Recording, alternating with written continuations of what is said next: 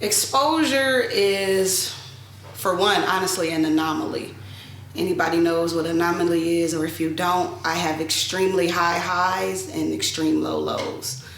Exposure is a spoken word artist, workshop facilitator, musician, a lot of things. I like to create with words. I like to create with art. It's a blessing to be able to be an artist and a musician, because sometimes words fail. You go through things and you just be like, I don't know. So when my mouth fails, my fingers don't. And so I love that about myself. Also, I got my name from an artist named Ebony Red Soul, really big in the Ohio area. Everybody love and respect her, so shout out to Eb. I was doing an open mic years ago, and she was just like, I'm gonna call you Exposure. And so myself and my cousin, we sat down, we played with the lettering a little bit, and that's where Exposure came from. Also, I started, technically when I started performing, 2010, I did a lot of root work behind the scenes. I was writing for about maybe 7 to 9 years before I ever did any of my spoken word out loud. I was so nervous. I didn't think anybody would want to hear something like that at the time. Like most artists, you start out in church. And so that's where I got my start at. And then one day I was just like, you know what? Let's go for it. And it completely blew my mind. So that's how I got started. Team X Foundations and Principles. Team X has two meanings. One, that you support exposure. Two, that you remember everybody is X something. So show people grace. A lot of times in my experience, I see a lot of people that forget where they come from after they get a little bit of success. And then you turn around, you get to talking about people, or you doing this, you're doing that. It's like, hold on. Everybody got a pass. Everybody X something. Don't do that. Show people some grace. You remember where you were, how tore up you were. Do the same thing for the person coming behind you.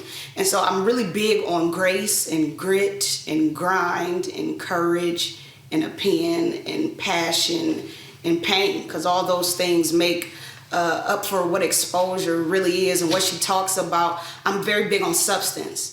Anytime you hear me, you're going to leave with something. I don't just write to write. I don't like things that don't have value. I don't like things that don't have any substance, or just up there doing it because it's the trend. When I knew I was onto something, matter of fact, it happened at a church not too far from here, maybe like 5 minutes from here.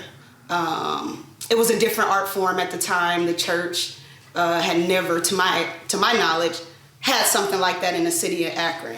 And I knew it was something, I just didn't know what. But I stood up and I said a poem and wiped the whole church out. It scared me. I didn't know what was going on. The guy that was supposed to preach couldn't even end up preaching. I just stood there, and everybody's going crazy in front of me. And I'm just like, okay. Well, this is something, I think we're going to stay in this lane and run with it. So that's about courage and a pen. That's my foundation. That's about taking your pain, turn it into your purpose. My biggest saying for my life is passion over paycheck until your passion produces a paycheck. Whew. Let me tell y'all, I started writing. I was in a space where I was very suicidal. My entire left arm is a sleeve. Everything on my sleeve has a purpose in my story. Underneath my sleeve, you can actually see where I was cutting myself. So I got these tattoos to cover that up and to also just remind myself that I'm still here. I ain't gonna sit here and be like, everybody be like, oh, you Exposure, this, that, and that. No, I have to remind myself daily I'm still here for a purpose.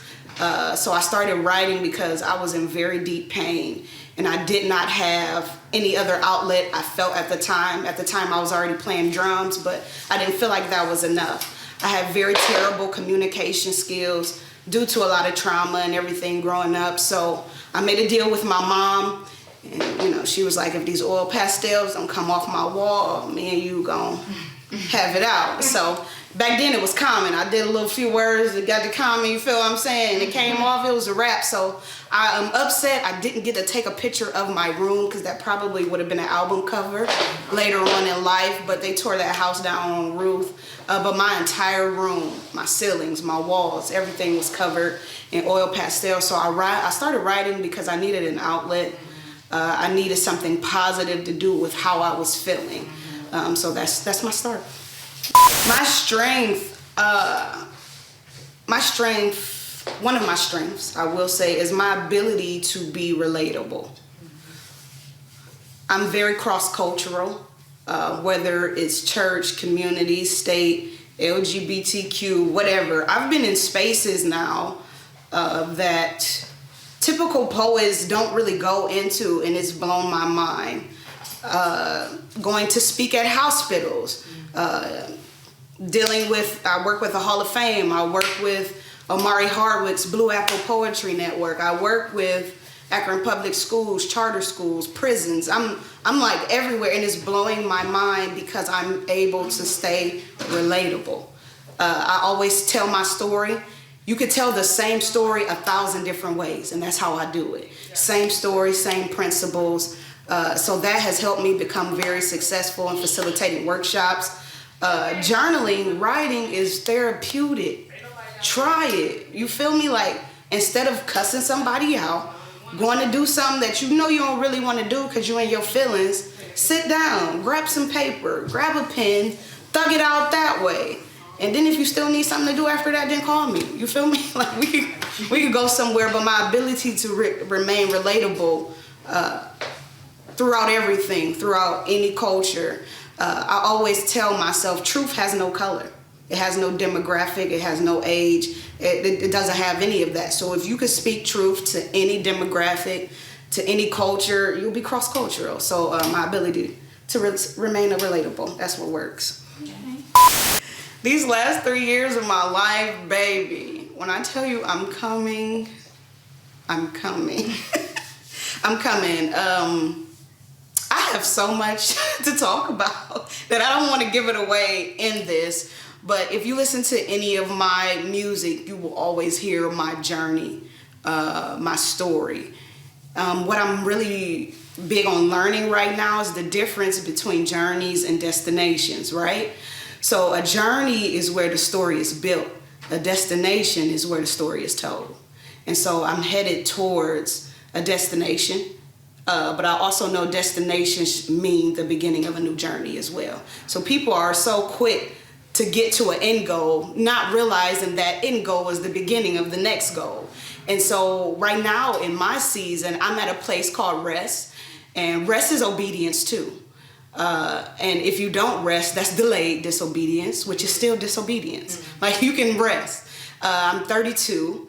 And I've learned that I do more in my resting, right, than I do moving. Mm-hmm. So movement and progression are two different things, because you can move in place and not go nowhere.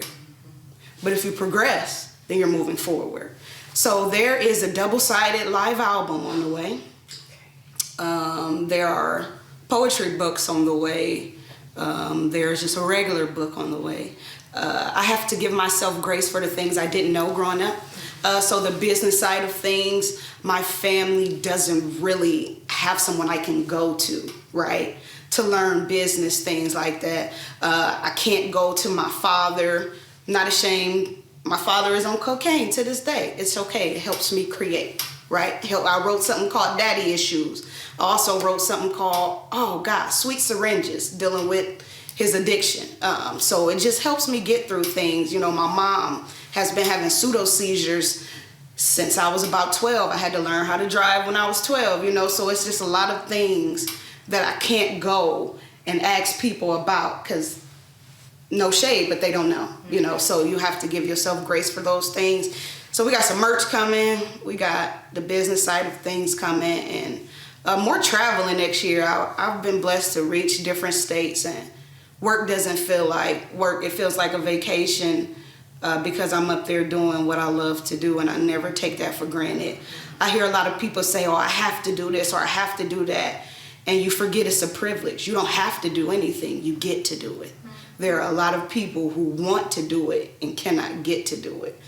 So I definitely learned that, humble and matter. But it's going up, man. You feel me? It might be some resurgence of TEDx Akron coming next year. We might hold the rights and the title to that, you feel me? And so we breaking more into corporate spaces because I love to bring poetry into spaces that people feel like it shouldn't be. Because why not, right? Let's be everywhere. I'm holding the door open for everybody behind me. Come through if you got your stuff together. If not, we're going to help you get there. Then you can come through. But I was thinking that'd be cool.